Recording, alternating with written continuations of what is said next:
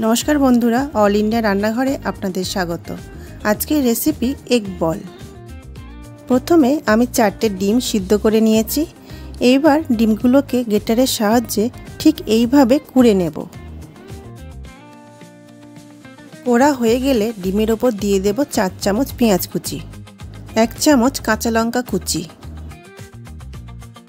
1 চামচ জিরা গুঁড়ো, 1 চামচ ধনিয়া গুঁড়ো, 1 চামচ কাশ্মীরি লঙ্কার গুঁড়ো,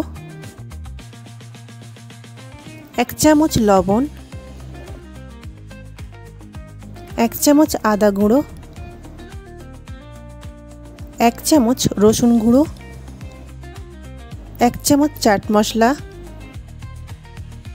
1 চামচ চিলি ফ্লেক্স,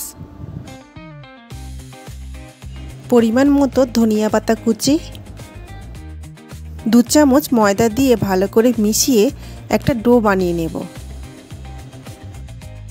এই ডো থেকে ছোট ছোট অংশ কেটে একটা গোল শেপ দিয়ে কর্নফ্লাওয়ার মেশানো জলে ডুবিয়ে দেব। কর্নফ্লাওয়ার মেশানো জল থেকে এগ বলগুলো তুলে নিয়ে ব্রেড ক্রাম্বস মাখিয়ে নেব।